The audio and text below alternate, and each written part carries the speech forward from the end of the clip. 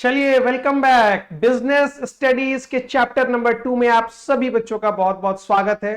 आइए आज की इस वीडियो में हम करने वाले हैं फर्स्ट रिवीजन चैप्टर नंबर 2 का, जो हमें मदद करने वाला है हमारे बोर्ड्स एग्जामिनेशन में भी और साथ के साथ सीयूईटी के एग्जामिनेशन में भी।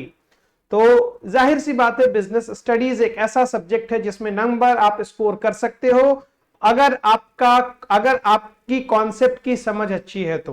पर बच्चों को करता है बहुत परेशान, क्योंकि लगता है बहुत ही बोरिंग, क्योंकि आप रटने की चाहत और सोच बना लेते हो। दिक्कत वहीं से शुरू हो जाती है।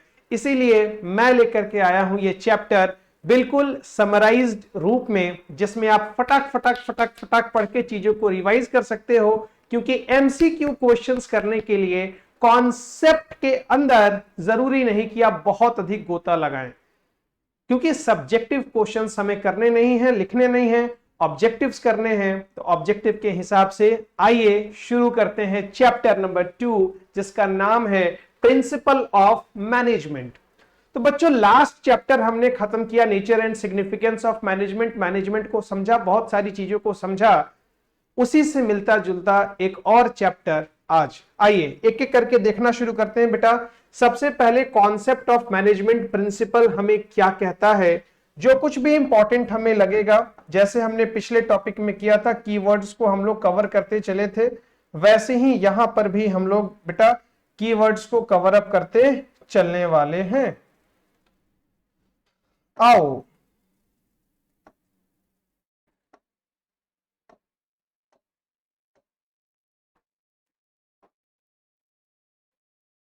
मैं कुछ टूल्स देखने की कोशिश कर रहा हूं।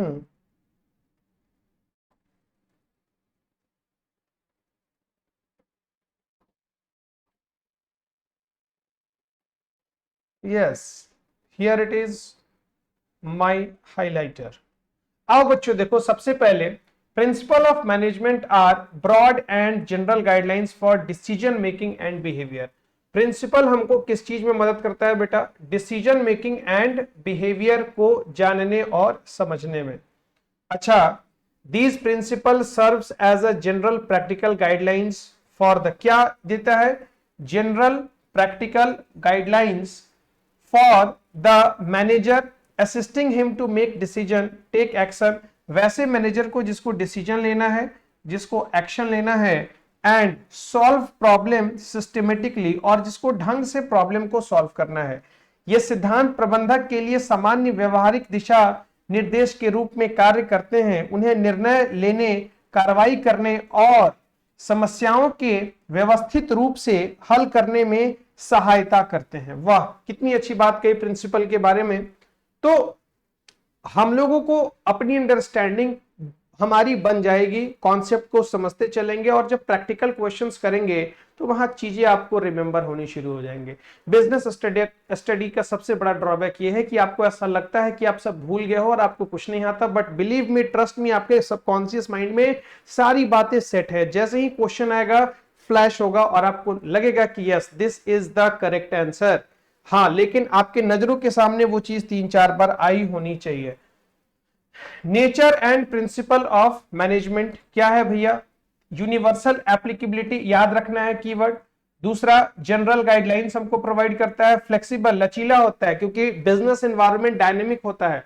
डायनेमिक का मतलब परिस्थितियां बदलते रहती हैं, तो उस बदलती परिस्थितियों के अनुसार हमें अपने सिद्धांतों को, हमें अपने प्रिंसिपल को बेटा क्या करना होता है? बदलना होता है। आइए जरा और देखते हैं। कॉज एंड इफेक्ट रिलेशनशिप को बताता है कि अगर हम कोई भी काम करेंगे तो उसका एक्शन या रिएक्शन, उसका पॉजिटिव या नेगेटिव हमको क्या मिलने वाला है, ये भी प्रिंसिपल बताता है। कंटिंजेंट, आकस्मिक चीजें होती हैं बिजनेस के अंदर, बताता है कि उस सिचुएशन में कैसे हमको फाइट करना है। और मेनली बिहेवियर, मुख्य रूप से व्यवहारिक होता है, बिहेवियर पर टिका होता है। तो अगर मैं बात कर लूं प्रिंसिपल की, तो ये 6 प्रिंसिपल, यूनिवर्सल एप्लीकेबिलिटी, सब जगह लागू होता है क्योंकि सिद्धांत है। जनरल गाइडलाइंस हमें प्रोवाइड करता है, फ्लेक्सिबल होता है। 4th number, cause and effect relationship को बताता है, कंटिंजेंट होता है और मेनली बिहेवियरल होता है। चलिए आइए, अगला टॉपिक हमारा क्या है? Significance of management. वाह, क्या खूबसूरत बात है। प्रिंसिपल को हमने देख लिया, अब हम लोग देखेंगे किसको, significance of principal of management, प्रबंधक के सिद्धांतों का महत्व क्या है। सिग्निफिकेंस का मतलब क्या होता है बेटा, महत्व क्या है। आओ जरा इस प्रिंसिपल के महत्व को देखते हैं।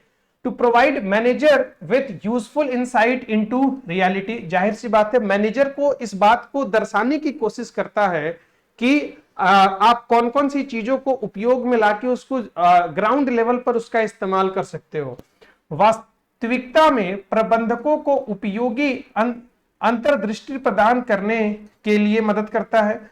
Optimum utilisation of resources and effective administration, बहुत अच्छी बात कही, संसाधनों का इष्टतम उपयोग और प्रभावी प्रशासन में मदद करता है। बेटा हम लोग क्या पढ़ रहे हैं, भूलना नहीं है, हम लोग प्रिंसिपल ऑफ मैनेजमेंट के महत्व को समझ रहे हैं कि सिद्धांत का होना कितना जरूरी है।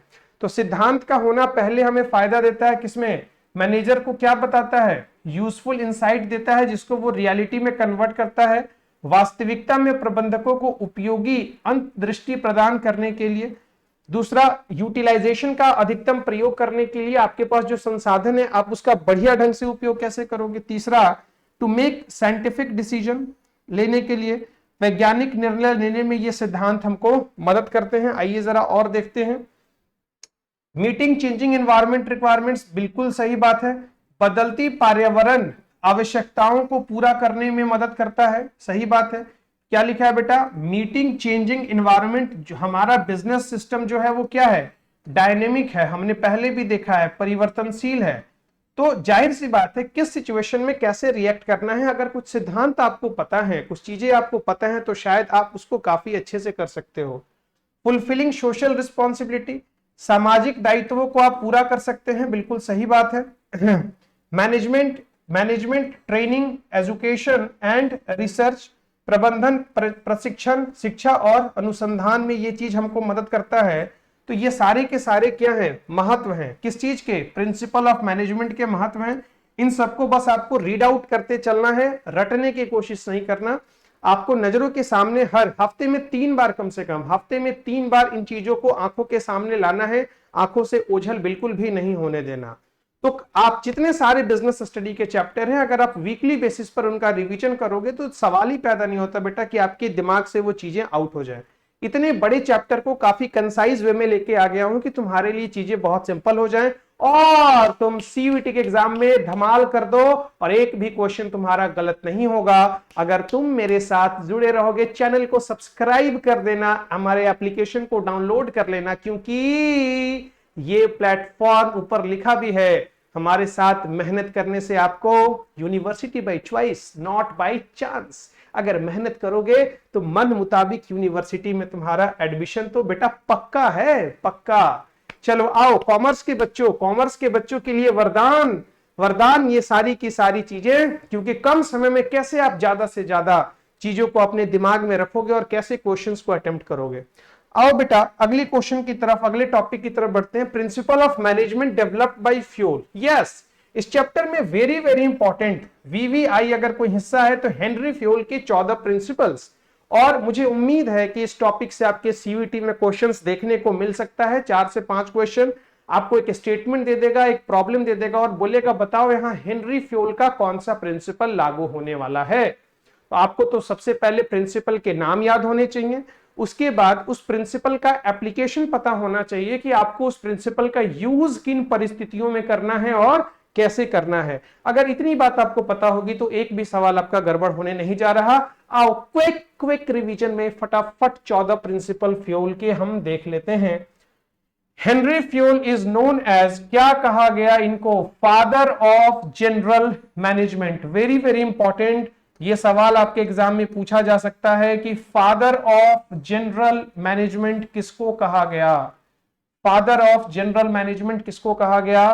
तो the correct answer is Henry fuel. The correct answer is Henry fuel, father of general management. Henry fuel को सामान्य प्रबंधक के जनक के रूप में जाना जाता है। Point number 2, he developed his own concept of administration. उन्होंने अपनी अवधारणा विकसित करी, उसने प्रशासन की अपनी अवधारणा विकसित करे। मतलब प्रशासन नहीं कह सकते आप, यहाँ ये कह सकते हो कि उसने चीजों को मैनेजमेंट के हिसाब से कैसे चलाना है, उन्होंने अपना कॉन्सेप्ट दिया। He has given 14 principle. ओए होए होए, अगर आपसे आसान सवाल पूछ ले बल्ले बल्ले करने वाला एग्जाम हॉल के अंदर, तो बेटा आपसे ये पूछ लेगा कि बताओ जरा हेनरी फ्योल के कितने प्रिंसिपल हैं, फिर तो तुमको ऐसे ऐसे नाचना है, क्योंकि 1 नंबर तुम्हारे पक्के, क्योंकि ये तो बच्चा बच्चा जानता है और कच्चा कच्चा निकल जाएगा अगर बच्चा बच्चा नहीं जानेगा तो। याद रखना है हेनरी फ्योल के कितने प्रिंसिपल, 14 प्रिंसिपल, और उनको क्या कहा गया, फादर ऑफ जनरल मैनेजमेंट कहा गया। तो चीजों को सिंपल रखेंगे, कीवर्ड्स निकालेंगे और फटाफट इस चैप्टर को भी खत्म करेंगे बेटा, बिल्कुल समय वेस्ट ना करते हुए। आओ फटाफट फ्योल के 14 प्रिंसिपल एक बार देख लेते हैं। सबसे पहला डिवीजन ऑफ वर्क, कार्य का विभाजन। फ्योल ने यह बात कहा था कि अगर ऑर्गेनाइजेशन में चाहते हो कि लोग एफिशिएंटली काम करें, ऑर्गेनाइजेशन मैनेजमेंट अपने ऑर्गेनाइजेशनल ऑब्जेक्टिव को अचीव करे, प्रॉफिटेबल हो, सर्वाइवल हो, तो काम को बांटना बहुत जरूरी है। कामों को लोगों के बीच बांट दो, क्योंकि काम का बोझ उस व्यक्ति को अपनी उच्चतम टैलेंट को दिखाने से रोकता है। उसके कार्य को बांटोगे और उसके अंदर जो टैलेंट है उस अनुसार काम लोगे, तो शायद तुम्हारी संस्था, तुम्हारी मैनेजमेंट, तुम्हारी कंपनी एक अच्छा खासा प्रॉफिट लेके जा सकती है मार्केट से। ओके सर, क्या बात है। Work is divided into A small task, ये बात किसने कहा था, ये बात किसने कहा था, ये तो ये पूछ सकता है, तो जवाब होगा हमारे फ्योल साहब ने कहा था। और फ्योल के किस प्रिंसिपल में इस बात का जिक्र है कि काम को छोटे छोटे टुकड़ों में बांट दो। टुकड़े टुकड़े गैंग की बात नहीं कर रहा, देशभक्तों भारत माता की जय। टुकड़ों टुकड़ों का इस्तेमाल आज 1 नंबर पाने के लिए किया जा रहा है। टुकड़े टुकड़े गैंग वाले सुन लो जरा।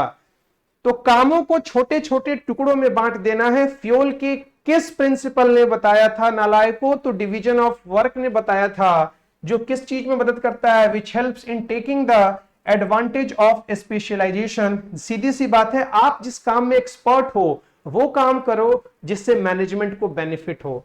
काम को छोटे छोटे कामों में बांट दिया जाता है जो स्पेशलाइजेशन का फायदा उठाने में मदद करता है। स्पेशलाइजेशन का फायदा मतलब वही जो जिसमें एक्सपर्ट है उससे वही काम करवाओ। आओ नालायकों, दूसरा ऑथोरिटी एंड रिस्पॉन्सिबिलिटी, प्राधिकरण और उत्तरदायित्व। प्राधिकरण और उत्तरदायित्व अकॉर्डिंग टू फ्योल, फ्योल ने क्या कहा था, there must be a balance. भैया there must be a balance, संतुलन होना चाहिए किसमें, पैरिटी बिटवीन, बैलेंस और parity between authority and responsibility. कितनी सुंदर बात कही फ्योल ने। ऑथोरिटी और रिस्पॉन्सिबिलिटी दो अलग अलग चीजें होती हैं बेटा, आगे आने वाले चैप्टर्स में हम लोग इसको देखेंगे, जरूर देखेंगे। फ्योल ने कहा था कि देखो जरा, फ्योल के अनुसार अधिकार और उत्तरदायित्व, हिंदी माध्यम वालों तुम्हारे लिए ये कीवर्ड निकाल दिया, अधिकार और उत्तरदायित्व के बीच क्या होना चाहिए, एक संतुलन या समानता होनी चाहिए। बिल्कुल सही बात है। बैलेंस और क्या होना चाहिए, रिस्पॉन्सिबिलिटी, बैलेंस होना चाहिए किसके किसके बीच, अथॉरिटी और रिस्पॉन्सिबिलिटी। आपने जिम्मेदारी दे दी उसको, लेकिन आपके पास अधिकार ही नहीं है।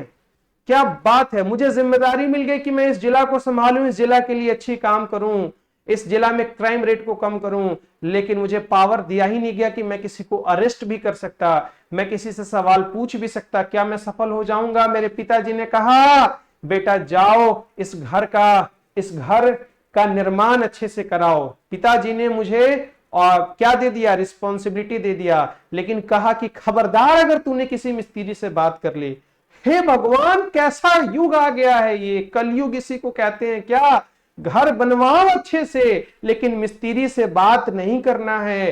क्या काम अच्छे से होगा, नहीं होगा। लेकिन पिताजी ने कहा बेटा ये तुम्हारी सोल रिस्पॉन्सिबिलिटी है कि अगर मिस्त्री काम अच्छे से ना करे, उसको डांट लगा सकते हो, फटकार लगा सकते हो, बोल सकते हो, और साथ के साथ जरूरत पड़ने पर उसको काम से निकाल भी सकते हो, जरूरत पड़ने पर 500 रुपया ज्यादा खर्च भी कर सकते हो।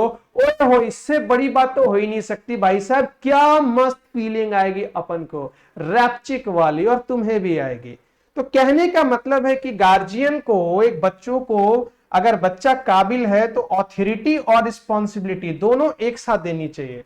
तो फ्योल ने इस बात को कहा कि अपने एम्प्लॉय को सिर्फ काम का बोझ मत दो, काम के बोझ के साथ साथ उसको कुछ पावर और ऑथोरिटीज भी दो। अगर उसको पावर नहीं दोगे, एक जिला अधिकारी को पावर है कि वो जिला में कुछ भी कमाल कर सकता है, किसी भी लोगों से सवाल कर सकता है, किसी को बुला सकता है, सस्पेंड कर सकता है, चीजों को उजागर कर सकता है, क्योंकि उसके पास ऑथोरिटी है, इसीलिए उसकी जिम्मेदारियां बहुत हैं। जिम्मेदारियां तो मेरी भी हैं बहुत इस समाज के प्रति, लेकिन क्या मेरे पास ऑथोरिटी है? अगर रोड पर थूकते आदमी को मैं बोल दूंगा तो कहेगा हमरा के जानत नहीं खे तू के है, हम कम जानत नु मानी, तू बेशरम हुए। कथी हुए बउओ? बेशरम। तो लातम जूता उन्हें रोड पर शुरू हो जाए। लेकिन अगर कलेक्टर साहब अगर रोक के कहिए काहे थूकले है, तो जानता रह कही हुजूर गलती हो गई, हम माफ कर दिया। इहे होकेला फर्क ऑथोरिटी या रिस्पॉन्सिबिलिटी में। जिम्मेदारी हमरो लगे बा समाज के सुधारे के, लेकिन हम ज्यादा सुधारम तो हमरे लोग सुधार दी, कूट काट दी। आ डीएम साहब सुधारियन तो उनकर बात लोग मानी, काहे? तो हमरा लगे अथॉरिटी नहीं खे, खाली रिस्पॉन्सिबिलिटी बा, आ उनका लगे दोनों बा। तो फ्योल बात के समझ गेलन ना, कहलन कि बबू लोग के दोनों देवे के चाहिए, अथॉरिटियो देवे के चाहिए या रिस्पॉन्सिबिलिटियो देवे के चाहिए। कंपनियों में यह बात होई आ इ तरह से चीज चली तो कंपनी नीमन परफॉर्म करी, ओकरा अंदर एगो आत्मविश्वास हुई कि हमर कोनो वैल्यू बा इ कंपनी में, हम जे कहे नहीं से होखेला, आ तुझे कहब से होखबे ना करी, तो जाहिर सी बात बा दिक्कत तो हुई। तेरा सोचे में कंपनी के प्रति वो भावना उत्पन्न ना हो पाई जे तू पावर में रहब तब होई। तो फ्योल बात के बड़ा स्पष्ट रूप से कहलन। तो बच्चे बहुत ढेर भोजपुरी हो गए, आवत के फिर हिंदी में बात कल जाओ। ऑथोरिटी एंड रिस्पॉन्सिबिलिटी तेका स्टाइलिश हिंदी में, नॉर्मल वाला ना। ऑथोरिटी और रिस्पॉन्सिबिलिटी में फ्योल ने क्या कहा था? ये कहा था कि ऑथोरिटी और रिस्पॉन्सिबिलिटी दोनों पैरेलल चलने चाहिए तो मैनेजमेंट अच्छा परफॉर्म करता है। आओ नालायकों, फ्योल के तीसरे प्रिंसिपल को देखते हैं जिसको कहा गया डिसिप्लिन, अनुशासन। वाह, ये प्रिंसिपल क्या कहता है? It signifies obedience to organisation rules. कहने का मतलब है कि जो भी संस्था ने नियम और कानून बनाए हैं, उन नियम और कानून का क्या होना चाहिए? पालन होना चाहिए। एंड रूल्स एंड रेगुलेशंस, बिल्कुल सही बात है, which are necessary for the smooth working of an organisation, जो संस्था के सुचारू रूप से चलने में काफी मददगार साबित हो रहे हैं, उनका अनुपालन करना होगा। यह संगठनात्मक नियमों और विनियमों का पालन करता है जो किसी संगठन के सुचारू रूप से काम करने के लिए आवश्यक है। तो डिसिप्लिन एम्प्लॉय को इस बात को जगाता है कि तेरा दायरा क्या है, तुमको किसके ऊपर नहीं जाना, किस लाइन के नीचे नहीं जाना, किसके साथ कैसा बात करना है, किसके साथ कैसा बिहेव करना है। तो डर और भय रहेगा, भारत में बिन डर काम नहीं होता है। यूनिटी ऑफ कमांड, फ्योल का चौथा प्रिंसिपल बेटा unity of command. According to this principle क्या कहा था फ्योल ने? एम्प्लॉय शुड रिसीव ऑर्डर और इंस्ट्रक्शन। एम्प्लॉय, बहुत कीवर्ड, ये कीवर्ड निकाल रहा हूं मैं। एम्प्लॉय शुड रिसीव ऑर्डर और instructions and should be accountable to only one superior. Accountable का मतलब होता है बेटा रिस्पॉन्सिबल। क्या मतलब होता है इसका? रिस्पॉन्सिबल। क्या मतलब होता है? रिस्पॉन्सिबल। और वो केवल रिस्पॉन्सिबल होगा किस चीज के लिए? सुपीरियर को रिस्पॉन्सिबल होगा। इस सिद्धांत के अनुसार एक कर्मचारी को आदेश या निर्देश प्राप्त होने चाहिए, और केवल कहां से होने चाहिए? केवल एक वरिष्ठ के प्रति जवाबदेह होना चाहिए। अगर उसको कई आदमी को रिस्पॉन्सिबिलिटी, अगर उसको कई आदमी को रिपोर्ट करना होगा तो वो पागल हो जाएगा। ठीक है भैया, मैंने जो काम किया ये आपका जानने का अधिकार है, लेकिन एक मालिक रहिए ना, एक आदमी जानिए ना। अब कंपनी में जोन फोन करता हुए पूछता क्या काम किए हैं आज, एक गोड़ा पूछलक, दोसर क्या काम किए हैं आज, ओकरो बता देनी। तेसर फोन कैलक क्या काम किए हैं आज, मन में का सोचते का इमेजिन करब बैठ के। चौथा फिर फोन आयल तो पहले ही मुंह से कथी निकली? आशीर्वाद निकली। मार जूता के एकरा के, फिर फोन कर, फिर दिमाग। कहने का मतलब है प्रेशराइज फील करिएगा महाराज। इसीलिए फ्योल ने कहा ठीक है कमांड जरूरी है, लगाम जरूरी है, लेकिन सिर्फ एक आदमी खींचे ना घोड़ा का लगाम अब जो न है तोने खींचे, जो न है तोने खींचे, तो नोटी नु दबा जाएगा। तो यूनिटी ऑफ कमांड ये बात कहा कि भैया बच्चे की जान लोगे क्या, ठीक है काम कर रहा है अच्छी बात है, लेकिन उसके मालिक एक आदमी रहो, उससे पूछो, वो एक आदमी को जवाबदेही, अपनी जवाबदेही के लिए रिस्पॉन्सिबल है, एक आदमी को देगा। तो वही कहा कि वन सुपीरियर को, सवाल क्या पूछ सकता है कि वन सुपीरियर को जवाबदेही के लिए एम्प्लॉय तैयार है। ये राय किसने दिया था कि केवल एक ही सुपीरियर को जवाबदेही देने के लिए एम्प्लॉय रिस्पॉन्सिबल होगा? तो मेरे लाल जवाब क्या होगा? यूनिटी ऑफ कमांड होगा। आपसे एग्जाम में थेसिस नहीं लिखवाएगा, आपसे एग्जाम में एक लाइन का क्वेश्चन होगा, 2 लाइन का क्वेश्चन होगा, 3-4 लाइन का क्वेश्चन होगा। भाव को समझना होगा और समझ के जवाब देना होगा। कंधे पर बोझ और कंधे पर पावर दोनों समान होना चाहिए। फ्यूल के किस प्रिंसिपल ने कहा था? तो अभी तुमको दिखाया था कि फ्यूल के किस प्रिंसिपल ने कहा था? ऑथोरिटी और रिस्पॉन्सिबिलिटी ने कहा था। डिसिप्लिन, पालन नियम का करना होगा, पालन नियम के अनुसार चलना होगा, डिसिप्लिन। यूनिटी ऑफ कमांड क्या बोला? एके गो मालिक हो ओकरे जवाब दे, बाकी कोनो आदमी के जवाब हम ना दे, जा उनके दे दिले बानी, पूछ लिया। Unity of command. आइए अगला देखिए, यूनिटी ऑफ डायरेक्शन, फ्यूल का 5वां प्रिंसिपल क्या कहता है? According to this principle each group of activities having the same objective, ओए होए, सभी समूहों का, each group of activities having the same objective must have one head one plan. कहने का मतलब है कि जितनी सारी समूह हैं, जितने सारे ग्रुप हैं, ये एक्स ग्रुप, मान लो इस ग्रुप में 2 लोग हैं, ये लीजिए इस ग्रुप में 2 लोग हैं, एक दूसरा ग्रुप है जो काम कर रहा है, इसमें 3 मुंडी है। कितना मुंडी है? इसमें 3 मुंडी है। और एक और ग्रुप है जिसमें 4 मुंडी है, लीजिए जरा, मुंडी मैंने बना दिया, ये लीजिए, ओए भाई साहब ये लीजिए, ग्रुप 1 है, ग्रुप 2 है और ग्रुप 3 है। कहने का मतलब है कि ऑर्गेनाइजेशन में जितने समूह हैं, इन सभी समूहों को मेहनत एक दिशा में करना होगा, अर्जुन की तरह केंद्रित कर लेना होगा लक्ष्य को, और लक्ष्य को भेदने के लिए लड़ाई करना होगा। ये बात फ्यूल ने कही थी अपने किस प्रिंसिपल में? यूनिटी ऑफ डायरेक्शन में। तो सवाल ऐसे पूछ सकता है कि अगर ऑर्गेनाइजेशन के अंदर कई अलग अलग ग्रुप्स हैं और वो सारे के सारे ग्रुप्स एक दिशा में काम करने के लिए क्या है? उत्तरदायित्व है, रिस्पॉन्सिबल है। ये फ्यूल के किस प्रिंसिपल की तरफ इशारा कर रहा है? तो मेरे लाल यूनिटी ऑफ डायरेक्शन की तरफ इशारा कर रहा है। तो याद कर लो कीवर्ड क्या है? According to this principle each group of activities having, जिसका उद्देश्य क्या है? सेम है, और वो सारे के सारे एक दिशा में एक प्लान पर काम कर रहे होने चाहिए। फ्यूल के यूनिटी ऑफ डायरेक्शन ने ये बात कही थी। 6ठा principle, subordinate of individual interest to general interest. बिल्कुल सही बात है। फ्यूल ने कहा था कि in all situation companies interest should supersede the interest of individual.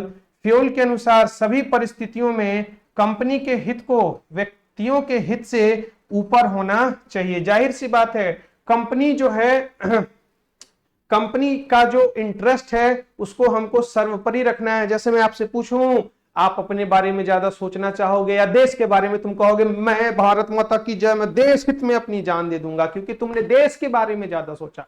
तो फ्यूल ने कहा कि हर इंप्लॉय को, सबऑर्डिनेट का मतलब हुआ इंप्लॉय को, इंडिविजुअल इंटरेस्ट से जनरल इंटरेस्ट को आगे रखना चाहिए। ठीक है, आओ जरा उसी बात को कहा। तो subordination of individual interest to general interest. Fayol का 7वां प्रिंसिपल, रेम्युनरेशन टू एम्प्लॉय, कर्मचारियों को परिश्रमिक। एम्प्लॉय के हित में भी फ्यूल ने कुछ बात कहा। अभी तक जो भी बातचीत चल रही थी वो संस्था के हिसाब से चल रही थी, ऑर्गेनाइजेशन के हिसाब से चल रही थी। फ्यूल भाई साहब देखिए जरा, एम्प्लॉय के हितों में क्या कहा? According to Fayol the quantum का मतलब होता है क्वांटिटी। क्या मतलब होता है भाई? क्वांटिटी। लीजिए जरा, बहुत ही समराइज्ड वे में चीजों को आपको समझाया जा रहा है कि आपका समय भी कम लगे और कम समय में आप पूरे चैप्टर का रिवीजन करें। The quantity and method of remuneration payable to the employee should be fair and reasonable. Keyword क्या निकला, क्या होना चाहिए, एम्प्लॉय को मिलने वाली तनख्वाह क्या होनी चाहिए, फेयर और रीजनेबल होनी चाहिए। रेम्युनरेशन पेबल टू एम्प्लॉय, जो भी तनख्वाह मिल रही है वो क्या होनी चाहिए, फेयर और रीजनेबल होनी चाहिए। फ्यूल के अनुसार कर्मचारियों को देय पारिश्रमिक की मात्रा और विधियां क्या होनी चाहिए, उचित होनी चाहिए। बिल्कुल सही बात है। अगर आप उनसे काम ज्यादा करवाओगे, पैसे कम दोगे, तो उनकी सोच संस्था के लिए कभी अच्छी नहीं रहेगी। It's very very important to give them a fair and reasonable remuneration. ये फ्यूल के किस प्रिंसिपल ने कहा था, तो रेम्युनरेशन ऑफ एम्प्लॉय ने कहा था। आपको केस स्टडी दे देगा, कंपनी है जो अपने एम्प्लॉय को सही तनख्वाह नहीं देती है, उनसे काम ज्यादा करवाती है, पैसे कम देती है। सवाल ये पूछेगा कि बताओ बताओ बताओ, कमान एक्टिव हो जाओ, कमान एक्टिव हो जाओ। तो सवाल ये पूछ सकता है कि बताओ कंपनी फ्यूल के किस प्रिंसिपल का वायलेशन कर रही है, कंपनी फ्यूल के किस प्रिंसिपल को नहीं मान रही है। तो मेरे बच्चों जवाब क्या होगा, कंपनी रेम्युनरेशन ऑफ एम्प्लॉय के कॉन्सेप्ट को फॉलो नहीं करना चाह रही, काम तो करवा रही परंतु पैसे नहीं दे रही। इन्हीं सब चीजों को तो ध्यान रखना है। कौन आपसे सब्जेक्टिव नहीं लिखवाएगा, केस स्टडी बनाएगा, सवाल पूछेगा, तुम्हारे दिमाग को चेक करेगा कि तुम कितना सोच पाते हो। और चीजें बहुत सिंपल हैं, जिस तरीके से मैं बता रहा हूं, समझा रहा हूं, कहानी फॉर्मेट में याद करोगे तो चीजें याद हो जाएंगी। अगर तुमको वाकई में मजा आ रहा है तो कम ऑन यार, एक बार हमारा कॉन्फिडेंस जरा हमारे व्हाट्सएप नंबर पर तुम फीडबैक लिख के 9555257746, ये हमारा व्हाट्सएप नंबर है यार, इस व्हाट्सएप नंबर से जुड़ जाओ और अपने फीडबैक को, अपने एहसास को, अपनी फीलिंग को अपने शब्दों में व्यक्त करके बताओ कि यस सर, बिजनेस स्टडी में गजब मजा आ रहा है। अगर यूट्यूब पर इस वीडियो को देख रहे हो तो चैनल को सब्सक्राइब कर दो यार, और लाइक बटन को ठोक दो और दोस्तों से शेयर कर दो, क्योंकि हम आ गए हैं आपको मुश्किल चीज आसान शब्दों में पढ़ाने। फ्यूल का 8वां प्रिंसिपल, सेंट्रलाइजेशन और डिसेंट्रलाइजेशन। अकॉर्डिंग टू फ्यूल ने क्या कहा था, organisation should strive to achieve proper balance between centralisation and decentralisation. तो इसके बीच में बैलेंस होना चाहिए। अब इस दोनों वर्ड का अपना डीप मीनिंग है, जिसमें मैं अभी घुसना नहीं चाहूंगा। आगे आने वाले टॉपिक में चीजें आएंगी तो वहां मैं डिस्कस कर लूंगा। लेकिन फ्यूल ने क्या कहा था कि बैलेंस होना चाहिए, किसके किसके बीच, सेंट्रलाइजेशन और डिसेंट्रलाइजेशन के बीच। आइए जरा, फ्यूल का 9वां principle, scalar chain and gang plank. Important मैं लिख रहा हूं इसको, इससे सवाल आपसे एग्जाम में एक्सपेक्टेड है, पूछे जा सकते हैं। According to Fayol, scalar chain refers to, क्या कहा था, चेन ऑफ ऑथोरिटी। याद है आपको बताया था कौन आदमी किसके साथ संपर्क करेगा, डायरेक्ट संपर्क या ऊपर से ऐसे आना होगा ट्राइंगल शेप में। गैंग प्लैंक किसको कहते हैं, आइए जरा ये सारी बातें।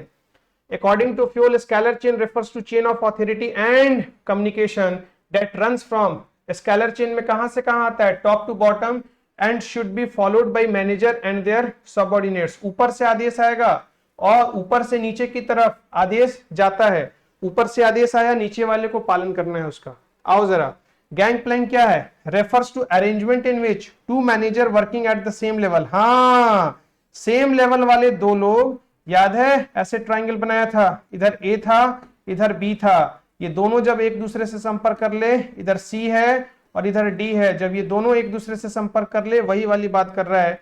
Can communicate with each other directly from quick communication. Quick communication के लिए दोनों एक दूसरे के साथ संपर्क में आ सकते हैं और बातचीत को कर सकते हैं। जब डायरेक्ट, ठीक है, आपसे ऐसे पूछ सकता है communication, direct communication at the same level, ठीक है, उसको क्या कहा जाता है, गैंग प्लैंक कहा जाता है। आओ जरा, फ्यूल का 10वां principle, order. According to Fayol, people and material must be suitable place at appropriate time for maximum efficiency. Fayol के अनुसार अधिकतम दक्षता के लिए लोगों और सामग्रियों को उचित समय पर उपयुक्त स्थानों पर होना चाहिए। बिल्कुल सही बात है, ऑर्डर। इक्विटी, फ्यूल का 11वां principle, this principle advocates everyone should be equal in the eyes of management। Management की नजरों में सारे लोगों का मान सम्मान बराबर होना चाहिए। ये फ्यूल के किस सिद्धांत ने बताया था, तो ये फ्यूल के 11वें नंबर सिद्धांत इक्विटी ने बताया था। There should be no discrimination, कोई भी भेदभाव नहीं होना चाहिए किसी के खिलाफ, against anyone on account of sex. Sex का मतलब हुआ मेल और फीमेल के आधार पर कोई भी डिस्क्रिमिनेशन नहीं हो, रिलीजन के आधार पर नहीं हो, भाषा के आधार पर नहीं हो, कास्ट के आधार पर नहीं हो, बिलीफ और नेशनलिटी के आधार पर संस्था में लोगों के साथ डिस्क्रिमिनेशन, भेदभाव नहीं होना चाहिए। जैसे अभी आपने सुना होगा मनीष कश्यप जेल में चला गया क्योंकि तमिलनाडु में उसने ऐसी खबरें चलाई कि हिंदी भाषी लोगों को परेशान किया जा रहा है। खबरें सही थी, गलत थी, इस बात का फैसला कोर्ट करेगी। इस बात का फैसला पुलिस प्रशासन ने उस पर यह आरोप लगाया, परेशान किया जा रहा था मजदूरों को, उसकी गलती सिर्फ इतनी है कि फेक रिपोर्ट्स, फेक कुछ वीडियोस को उसने चलाया, ऐसा उसके ऊपर आरोप लगाया गया है और मामला कोर्ट में चल रहा है। तो कहने का मतलब है कि भेदभाव नहीं किया जाना चाहिए रिलीजन, लैंग्वेज के आधार पर, मेल फीमेल के आधार पर। ये फ्यूल के किस प्रिंसिपल ने कहा था? इक्विटी। अब क्वेश्चन में आपको मामला दे सकता है कि एक संस्था है रिलायंस लिमिटेड जिसमें मेल को ज्यादा प्रेफरेंस दिया जाता है, कोई भी प्रोग्राम होता है उसमें मेल को मौका दिया जाता है, फीमेल को नहीं, फीमेल को कोई प्राइज नहीं मिलता, सिर्फ मेल को मिलता है। बताओ फ्यूल के किस प्रिंसिपल का उल्लंघन है? तो इक्विटी। तुम्हारे घर में भाई और बहन कोई भी चीज आता है, सबसे पहली बहन को प्रेफरेंस मिलता है, बहन जब खा लेती है, खाने के बाद जो बचा होता है वो भाई को मिलता है। बताओ फ्यूल के कौन से प्रिंसिपल का वायलेशन है? इक्विटी। क्योंकि इनइक्वालिटी हो रहा है यहाँ पर जेंडर बेसिस पर। भाई और बहन किसी किसी घर में बेटों को बहुत ज्यादा प्यार मिलता है, बेटियों को नहीं मिलता। तुम कह सकते हो घर में, लेकिन अब साइंस और आर्ट्स वाला बच्चा क्या कहेगा? कॉमर्स वाला बच्चा तो भाषा में भी बात कर सकता है। According to the equity principle of Fayol, मैं इस घर में विरोध करती हूं, मेरे मान सम्मान को चोट पहुंचाया जा रहा है, मेरे साथ भेदभाव किया जा रहा है। किस आधार पर? अकाउंट ऑफ मेल और फीमेल, अकाउंट ऑफ सेक्स के आधार पर मेरे साथ इनइक्वालिटी किया जा रहा है। आइए जरा फ्यूल के 12वें प्रिंसिपल को, stability of a personnel employee. Employee के अंदर एक आपको विश्वास जगाना होगा कि तुम मेरे संस्था में स्टेबल एम्प्लॉय हो, तुम मेरे साथ लगातार काम कर रहे हो, हम भी तुम्हारे साथ खड़े हैं और तुम्हारी विपरीत परिस्थितियों में तुम्हारा हम साथ देने वाले हैं। तुम चिंता मत करो, हर विषम परिस्थिति में हम दोनों साथ मिलकर लड़ेंगे मजबूती के साथ। मैं तुम्हारा हाथ थामे रहूंगा, तुम मेरा हाथ थामे रहना। ज्यादा अच्छे से काम करेगा एम्प्लॉय। और उसके मन में डर है, कभी भी निकाले जा सकते हैं, कभी भी निकाले जा सकते हैं, अच्छा से काम नहीं करेगा। बात को समझो। Stability of a personnel according to Fayol. Employee, personnel का मतलब क्या होता है नालायको? एम्प्लॉय, कर्मचारी जिसको कहते हैं हिंदी में। Employee should be selected and appointed after due and rigorous procedures, but once selected they should be kept at their position for a minimum fixed tenure। कहने का मतलब है कि उनको चुन के लाने के पहले जितनी जटिल प्रक्रिया है उसको फॉलो करो। अब आईएएस बनने के लिए एक जटिल प्रक्रिया है, उसको सरकार फॉलो करती है, और बनने के बाद कहे कि फिर 2 साल बाद फिर एग्जाम देना होगा यूपीएससी का, कितना दुख पहुंचेगा। प्रैक्टिकल एग्जाम्पल से समझो ना यार, आज तक नहीं समझे, एक रट लिए तो छोड़ो उस बात को, पुरानी बात को छोड़ो, नया तरीका से सीखो। बिजनेस स्टडी कैसे पढ़ते हैं, बहुत मजेदार चीज है। अभी तो टाइम कम है, इसीलिए थोड़ा कम उदाहरण देके समझा रहे हैं, ना तो जब फार्म में रहते हैं ना तो साफ सचिन लिखा छक्का पर छक्का लगाते जाते हैं, कॉन्सेप्ट उड़ाते जाते हैं और तुमको समझ में आते जाता है। इसीलिए छोटा छोटा उदाहरण दे रहे हैं, मुस्कुरा भी रहे होगे, लेकिन चीज को समझना है नालायको, और ऑब्जेक्टिव सवाल गलत नहीं होने देना है। टारगेट है सारा क्वेश्चन सही करने का, समझा जी लड़का और लड़की। तो देखो जरा, फ्यूल ने साफ साफ कहा कि टेन्योर को फिक्स कर दो, उसके मन के भ्रम को दूर कर दो, लाने के पहले जितनी प्रक्रिया है सबको पूरा करो, लेकिन एक बार ला लो तो उसको दामाद की तरह मानो और रखो। ये बात किसने कही थी? स्टेबिलिटी ऑफ पर्सनल ने कही थी। ये कंपनी है, उदाहरण आपको क्वेश्चन में दे सकता है, एक कंपनी है जो अपने एम्प्लॉय को लाती है और निकाल देती है, एम्प्लॉय के मन में फियर है। बताओ फ्यूल के किस प्रिंसिपल का उल्लंघन हो रहा है? स्टेबिलिटी ऑफ पर्सनल का उल्लंघन हो रहा है। इनिशिएटिव होते रहना चाहिए, बिल्कुल सही बात है। Fuel suggested that employees at all level should take initiative or actions without any force or boundaries। कहने का मतलब है सभी लेवल पर जितने भी कर्मचारी काम कर रहे हैं उनको इनिशिएटिव और एक्शन लेना चाहिए बिना किसी फोर्स और बाउंड्रीज के। तो जाहिर सी बात है वो अपने आइडियाज को शेयर करेंगे, वो अपने व्यूज को रखेंगे ऑर्गेनाइजेशंस के सामने, तो संस्था एक बेटर रूप में आ सकती है, नए आइडियाज न्यू इनिशिएटिव के साथ आ सकती है, मार्केट में धमाल मचा सकती है मेरे बच्चों। तो इनिशिएटिव भी हमने देख लिया। और फ्यूल का last but not the least, esprit de corps क्या कहता है according to Fayol? Management should promote team spirit of unity and harmony among employ के बीच टीम स्पिरिट और हार्मोनी को बढ़ाना होगा। टीम स्पिरिट और हार्मोनी को कमॉन क्या करना होगा? बढ़ाना होगा।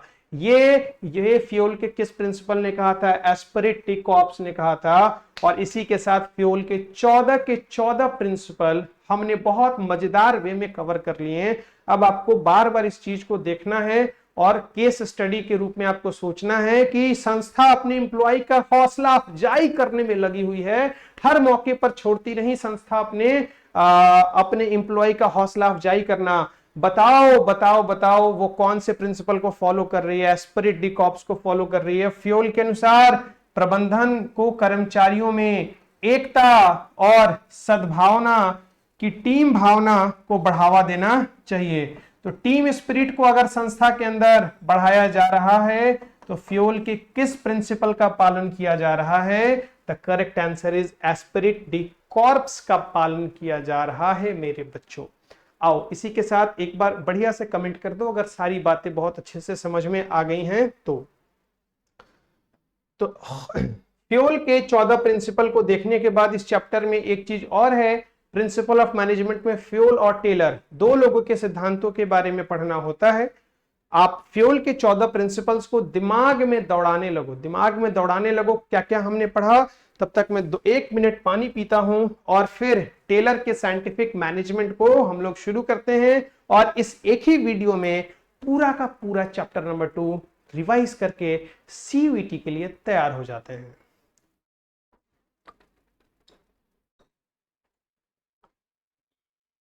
ये फास्ट रिवीजन इन फ्यूचर बच्चों के बोर्ड्स एग्जामिनेशन में भी बहुत फायदा करेगा। ठीक है,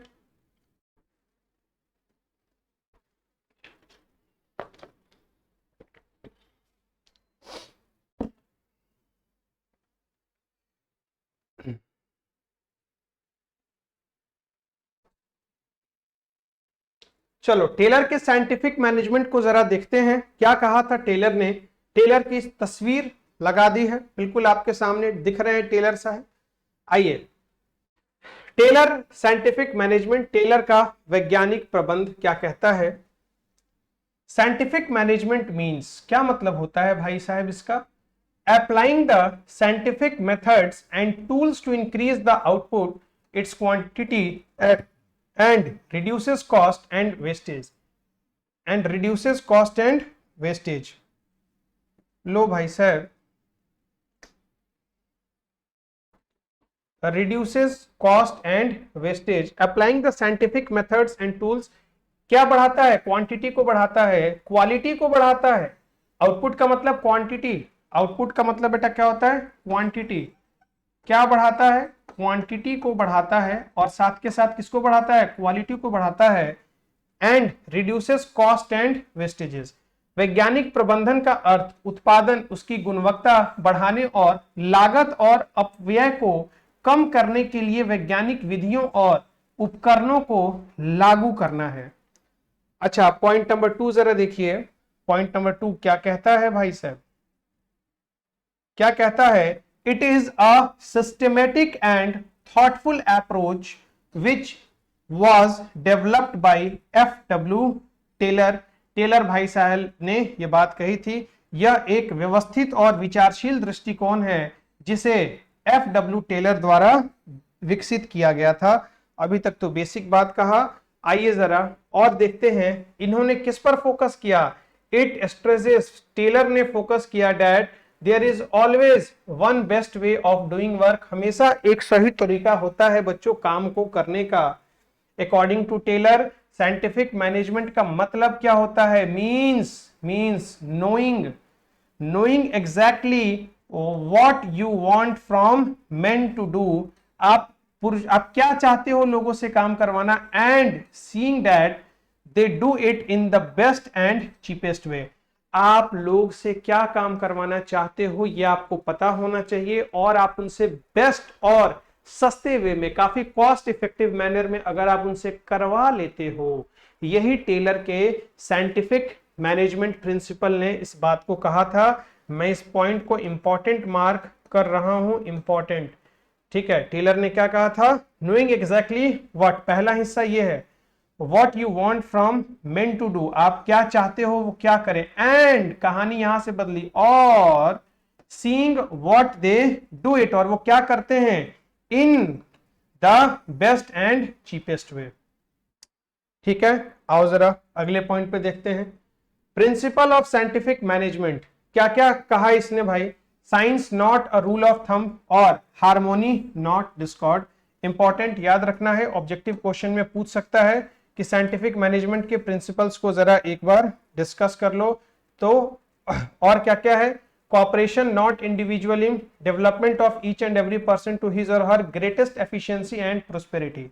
तो आपको इनको याद रखना है, इन चारों को। ठीक है, तो अब देखो एक एक करके, अब जो भी चीजें आने वाली हैं एक एक करके मैंने चारों को डिस्कस कर दिया है, पांचों को, फोर, हाँ चार, चारों टेक्निक्स को एक एक करके बेटा मैंने डिस्कस कर दिया है, फ्योल और टेलर को, और आपके लिए चैप्टर बेहद आसान बना दिया है। आओ जरा देख लेते हैं। आपको नाम तो सबसे पहले ये चारों नाम आपको याद रख लेने हैं, इनको कॉपी पर लिख लेना जरा कि टेलर के कौन कौन से, टेलर ने कौन कौन सी बात कही थी। आओ जरा फटाफट, जैसे फ्यूल का देखा इसका भी देख लेते हैं। Science not a rule of thumb, Taylor is of the view that there is one best method, Taylor इस बात पर सहमत है कि एक सही मेथड है of doing a job, and this method should be developed through scientific study. और वो सही मेथड क्या है? एक सही मेथड तो हमारे पास है, लेकिन वो सही मेथड कौन सा है वो हमको स्टडी करना होगा। किस चीज का? Scientific study and analysis rather than wish of manager और hit and trial method, and is not substitute the age old method of doing a job. कहने का मतलब है कि हिट और ट्रायल करके नहीं देखना कि लह गया तो ठीक है, नहीं तो कोई बात नहीं। टेलर इसके बिल्कुल खिलाफ थे। टेलर ने कहा कि आप जिस भी मेथड को फॉलो करने वाले हो और जो भी बेस्ट मेथड है उस पर साइंटिफिकली रिसर्च करो, एनालिसिस करो, साइंटिफिक रूप से स्टडी करो, तो उसका यूज करो। इसीलिए कहा कि science not a rule of thumb, बिल्कुल रिसर्च करना है। Harmony not discord, there should be harmony between management and the workers, प्रबंधन और कर्मचारियों के बीच सामंजस्य होना चाहिए। टेलर के कौन से प्रिंसिपल ने इस बात का जिक्र किया? Harmony not Discord. आइए, कॉपरेशन नॉट इंडिविजुअलिज्म, सहयोग होना चाहिए, व्यक्तिवाद नहीं होना चाहिए। ठीक है, इंडिविजुअलिज्म का मतलब होता है व्यक्तिवाद, का मतलब व्यक्ति विशेष नहीं चलना चाहिए, आपके अंदर एक टीम मैनेजमेंट होना चाहिए और कॉपरेशन की भावना होनी चाहिए। There should be cooperation between workers and management, worker और मैनेजमेंट के बीच में क्या होना चाहिए मेरे बच्चे? कॉपरेशन होना चाहिए। Everyone should work for the betterment of organisation, और सभी के सभी लोग को काम किसके लिए करना चाहिए? ऑर्गेनाइजेशन के बेटरमेंट के लिए काम करना चाहिए। श्रमिकों और प्रबंधन के बीच सहयोग होना चाहिए, सभी को संगठन की बेहतरी के लिए काम करना चाहिए। बिल्कुल सही बात है। ये बात किसने कही थी? ये बात किस प्रिंसिपल ने जिक्र किया था? Cooperation not individualism. तो आपसे सेंटेंस दे देगा कि ऑर्गेनाइजेशन ग्रोथ के लिए काम करना चाहिए, टेलर के किस प्रिंसिपल ने कहा, तो नाम याद होना चाहिए। इससे आसान तरीका बेटा इजाद नहीं किया जा सकता। आपको बिल्कुल कम समय में ज्यादा चीजों को समझाने का और पूरे नंबर दिलाने का वादा है। चीजों को बार बार समझोगे और घर पर बोल बोल के इसको रिवीजन करोगे तो बेटा सवाल ही पैदा नहीं होता कि तुम इसको भूल भी जाओ और एग्जाम में गलती करके आओ। इसीलिए इस एक वीडियो में पूरा का पूरा चैप्टर आपका कवर होने वाला है। Development of each and every person to his और her greater efficiency and prosperity. Adequate का मतलब होता है सफिशिएंट। एडिक्वेट का मतलब क्या होता है? Sufficient. Sufficient opportunities must be made available for the employee so that they strive to improve their performance। बिल्कुल सही बात है, उनको मौका मिलना चाहिए कि वो अपनी परफॉर्मेंस को सुधारें, जिससे कि वो नई नई बुलंदियों को हासिल करें अपने करियर के अंदर। ठीक है, कर्मचारियों को पर्याप्त अवसर, कर्मचारियों को पर्याप्त अवसर उपलब्ध कराए जाने चाहिए ताकि वे अपने करियर में नई ऊंचाई हासिल करने के लिए अपने प्रदर्शन में सुधार करने का प्रयास करें। ये फीलिंग एम्प्लॉय के अंदर होनी चाहिए कि वो स्ट्राइव करे, वो कोशिश करे कि मैनेजमेंट के प्रति कैसे अच्छा परफॉर्मेंस देना है और कंपनी को कैसे आगे बढ़ाना है। ये टेलर के किस प्रिंसिपल ने इस बात का जिक्र किया? तो development of each and every person to his और her greater efficiency and prosperity. प्रत्येक व्यक्ति के विकास, उसकी अधिक दक्षता और समृद्धि के लिए होना चाहिए, कंपटीशन का भावना होना चाहिए। आइए जरा टेक्निक ऑफ साइंटिफिक मैनेजमेंट। अब जाहिर सी बात है, फ्यूल ने तो कह दिया कि ठीक है भैया साइंटिफिक मेथड्स का यूज करो और तब वन बेस्ट वे को आप पता लगाओ। किसका पता लगाना है? वन बेस्ट वे का पता लगाना है कि वो सही तरीका कौन सा है, वो सही तरीका कौन सा है। तो सबसे पहला जो है वो करो क्या? फंक्शनल फोरमैनशिप, कार्यात्मक दूरदर्शिता, स्टैंडर्डाइजेशन ऑफ वर्क, कार्य का मानकीकरण करो, वर्क को सिंप्लीफाई करो, मेथड स्टडी करो और मोशन स्टडी करो। मोशन स्टडी के साथ टाइम स्टडी करो, फैटिग स्टडी करो, डिफरेंशियल पीस वेज सिस्टम को फॉलो करो और मेंटल रिवॉल्यूशन लाओ। ये वेरी वेरी इंपॉर्टेंट। ये आठों के आठों, 4 मैंने यहां कहे हैं और 4 मैंने पीछे कहे हैं। ये आठों के आठों जो method of technique of scientific management है ना, इसको आपको याद कर लेना है। सॉरी, 5 इधर है और 4 इधर है, 5 4 9।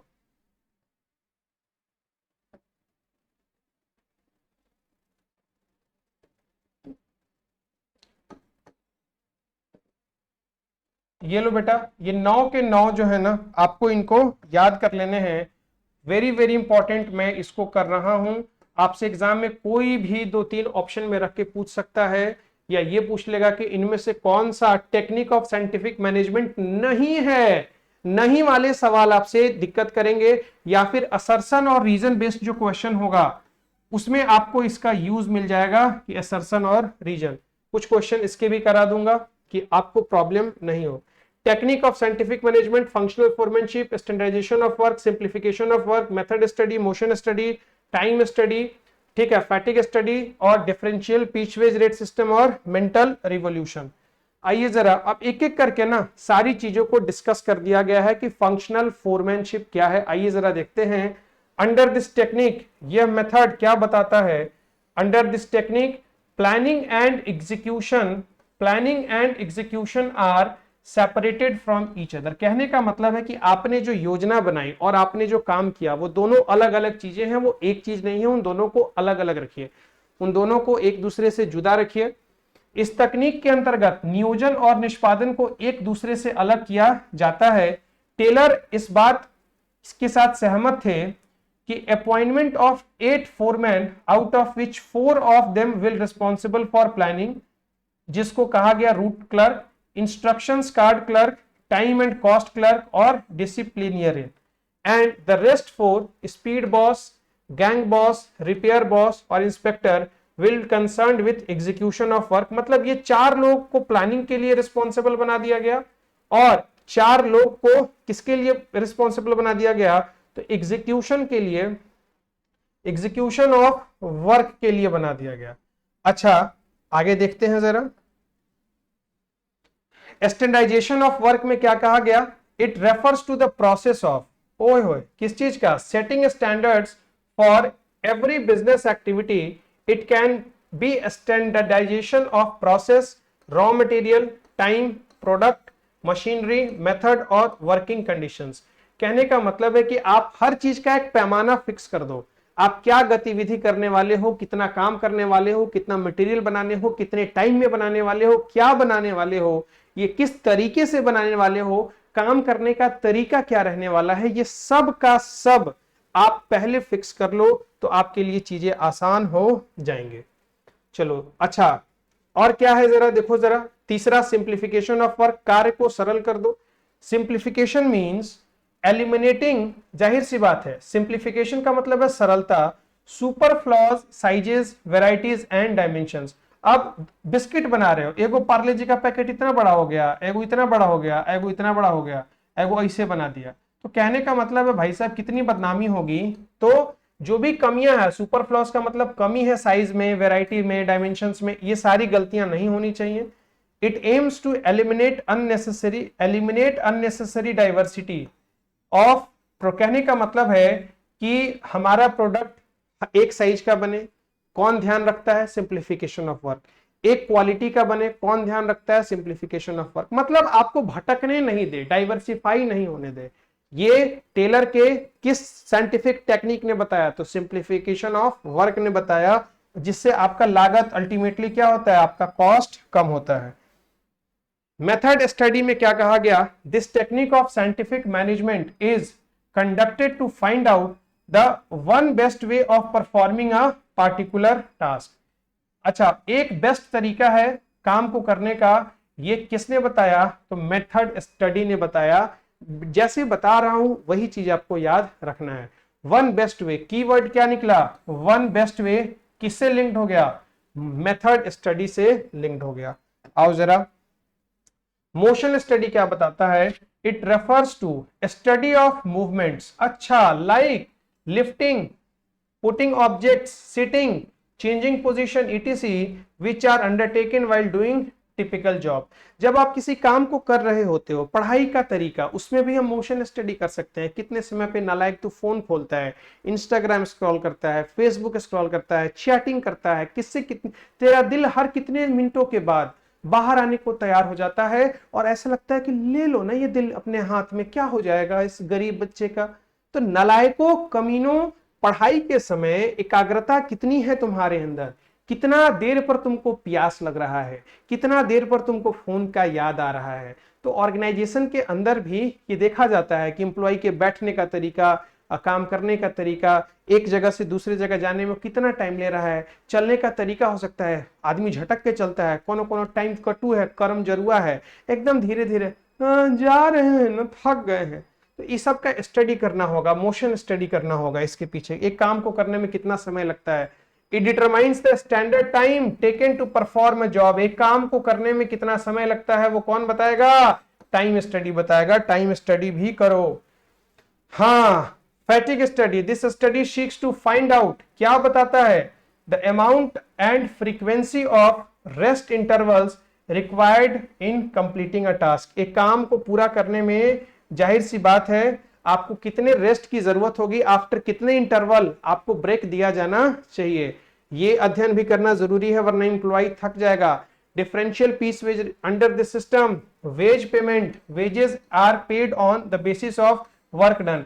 कितना तुमने काम किया इसके आधार पर पैसा मिलना चाहिए। जब ऐसा होना शुरू हो जाएगा तो एम्प्लॉय एक्टिव हो जाएगा, टाइम नहीं कटेगा, काम करेगा और संस्था को आगे बढ़ाएगा। मजदूरी भुगतान की इस प्रणाली के तहत किए गए कार्य के आधार पर मजदूरी का भुगतान किया जाता है। अब जाहिर ये कौन सा स्टडी है बताओ जरा? टेलर का। तो differential piece wage rate system है। आपसे ऐसे ही सवाल पूछेगा कि मजदूर को कामों के आधार पर पैसा दिए जाने लगा, टेलर के किस प्रिंसिपल को ये हमको बताने की कोशिश कर रहा है। ठीक है। अच्छा, मेंटल रिवॉल्यूशन। मेंटल रिवॉल्यूशन क्या बताता है? It involves change in attitude, change in attitude of workers and management. Management के एटीट्यूड और वर्कर्स में जो बदलाव आने चाहिए, वो मैंने कहने का मतलब है उसका मानसिक रूप से उसको परिवर्तित कर दो। ठीक है। इसमें श्रमिक और प्रबंधकों के दृष्टिकोण में परिवर्तन शामिल है। Both should realise the importance of each other and cooperate with one another. कहने का मतलब है कि दोनों को एक दूसरे को असमंजस बैठा के काम करना चाहिए और एक दूसरे की मदद करना चाहिए। दोनों को एक दूसरे के महत्व को समझना चाहिए और एक दूसरे का सहयोग करना चाहिए। ये टेलर के किस चीज ने बताया? Mental revolution. अपने मानसिक सोच को बदलो कि we have to cooperate each other while doing a task. वाह, ठीक है। तो बच्चों ये सारे के सारे देखो, ये 9 जो मैंने डिस्कस किया, 9 के 9 को आपको एक्सप्लेन भी कर दिया कि आपको चीजें अच्छी तरीके से समझ आ जाए। तो मेरी ये पूरी कोशिश रही इस वीडियो में कि मैं आपको इस चैप्टर का राजा बना दूं और चीजों को शॉर्ट एंड समराइज्ड वे में समझाऊं, जिससे आप कॉन्फिडेंट फील करें और इस समय में जहां आपको सबसे ज्यादा जरूरत है एक बेस्ट कंटेंट की, चाहे वो हिंदी माध्यम का बच्चा हो, वो इंग्लिश माध्यम का बच्चा हो, उसके लिए मैं लेके आया हूं जिसको आप देख रहे हो।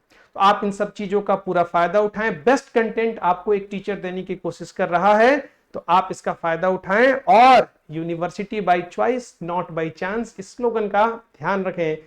मिलते हैं अगले चैप्टर में, तब तक के लिए जय हिंद, लव यू बच्चों।